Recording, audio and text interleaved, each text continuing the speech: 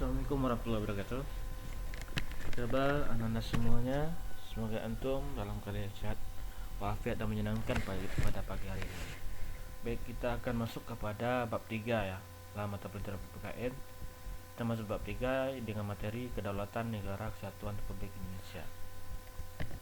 Ini untuk pembahasan kita kali ini adalah kedaulatan negara kesatuan Republik Indonesia. Yang pertama itu ada pengertian kedaulatan. Apa itu pengertian kedaulatan? Ya, jadi kedaulatan itu dapat diartikan sebagai kekuasaan, ya. Kekuasaan tertinggi atas pemerintahan. Jadi itu adalah pengertian dari kedaulatan.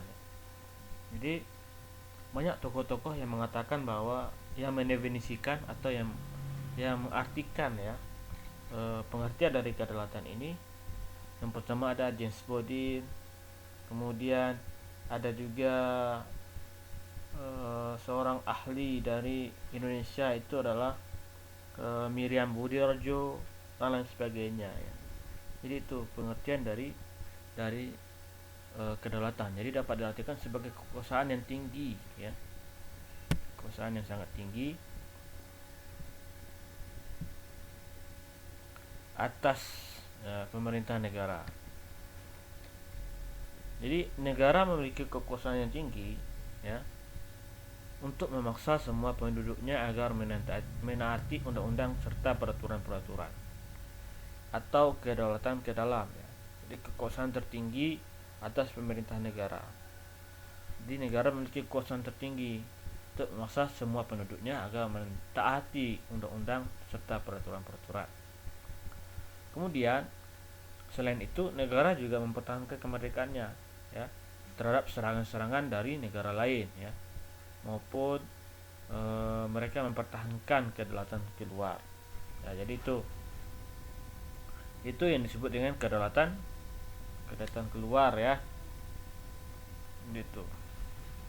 Jadi walaupun kita negara ini bisa dikatakan sebagai memaksa kita untuk mentaati karena kita terlahir sebagai warga bangsa Indonesia, akan tetapi mereka juga mempertahankan ya kedaulatan kita bangsa Indonesia ini dari serangan-serangan luar ya. Seperti ingin menguasai daerah Indonesia itu banyak bangsa-bangsa ini, bahkan sampai sekarang ya. Kenapa?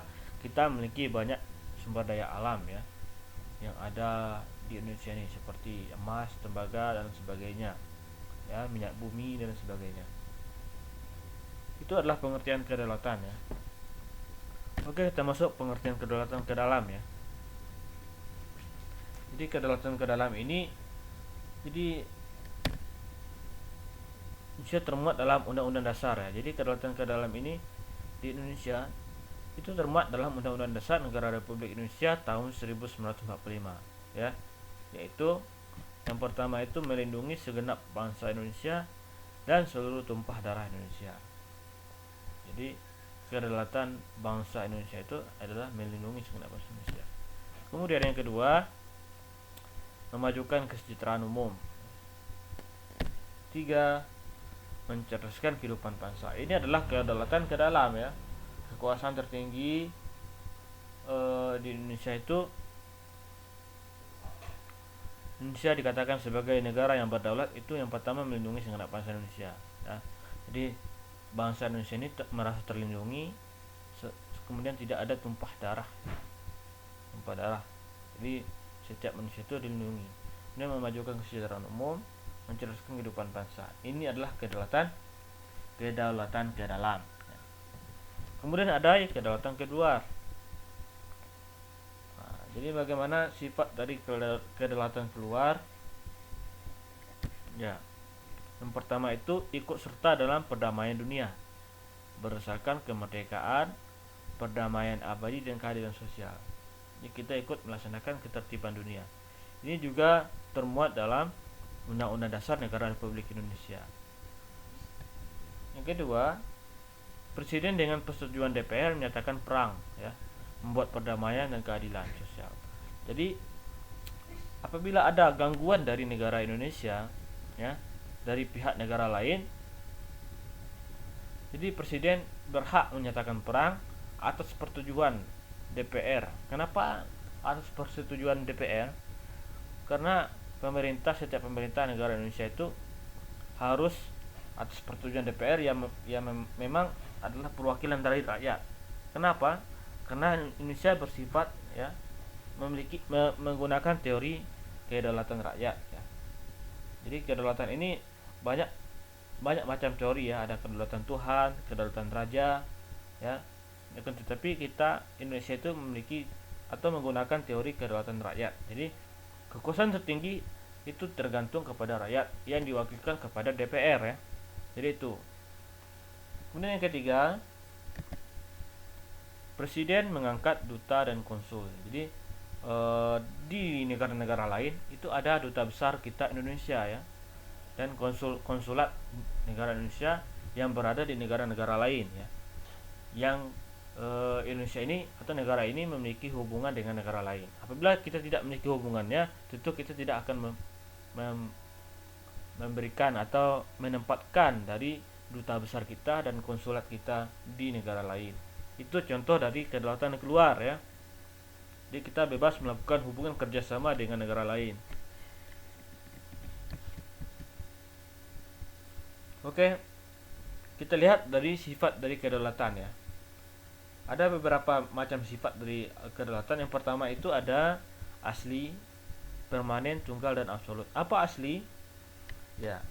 Jadi adapun dalam konteks kedaulatan, jadi sifat asli itu berarti kedaulatan tersebut tidak berasal dari kekuasaan yang lebih tinggi ya. Kekuasaan yang lain yang lebih tinggi. Ya, artinya kedaulatanlah yang lebih tinggi. Jadi bila kita menggunakan teori kedaulatan rakyat, maka tidak ada kekuasaan yang lebih tinggi dibandingkan dengan kedaulatan rakyat ya. Jadi itu pengertian dari sifat kedaulatan yang asli ya, asli dari masyarakat ya. Jadi tidak hanya namanya saja Dewan Perwakilan Rakyat mewakili sebagai wakil dari rakyat untuk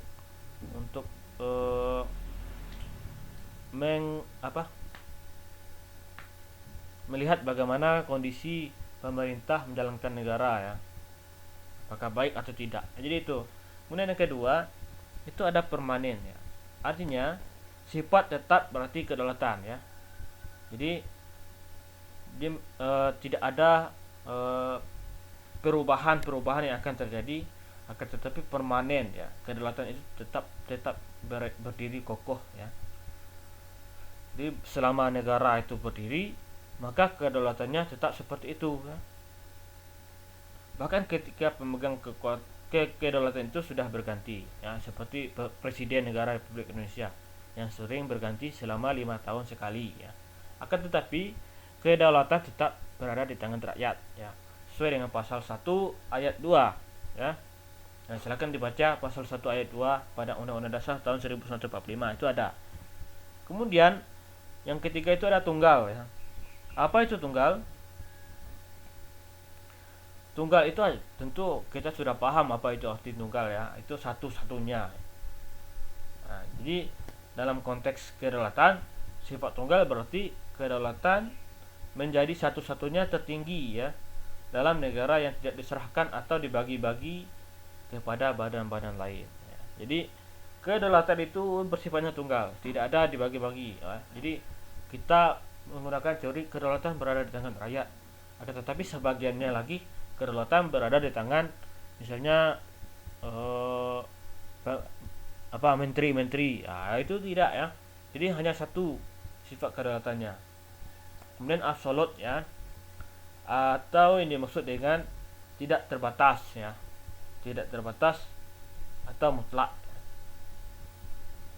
Dalam konteks kedaulatan, sifat absolut berarti kedaulatan tidak dibatasi oleh yang lain ya. Jadi tidak ada batasan kedaulatan kita ya. Artinya memang memegang kekuasaan betul ya. Jadi itu. Makanya apabila DPR itu perlu orang-orang yang amanah ya, bisa memberikan aspirasi yang sesuai dengan keadaan masyarakat ya.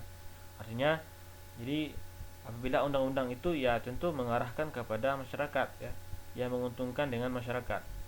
Ya, jadi itu pengertian sifat dari kedaulatan itu ada 4: asli, permanen, tunggal, dan absolut ya. Ya. Kemudian yang ketiga ada teori kedaulatan. Ini ada beberapa macam teori. Yang pertama, kedaulatan Tuhan. Kedua, kedaulatan raja.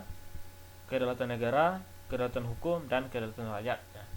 Silakan, ini sebagai tugas antum, selain dari mencatat dari sifat pengertian dari kedaulatan, sifat dari kedaulatan, tugas antum hari ini adalah mencari pengertian dari 5 teori kedaulatan ya. Yang 5 ini, teori Tuhan, kedaulatan Tuhan, kedaulatan raja, kedaulatan negara, kedaulatan hukum, dan kedaulatan rakyat ya. Ustaz tunggu sampai jam 21.00 ya. Oke, Ustaz akhiri pembelajaran kita hari ini dengan mengucapkan alhamdulillahirabbil alamin. Assalamualaikum warahmatullahi wabarakatuh.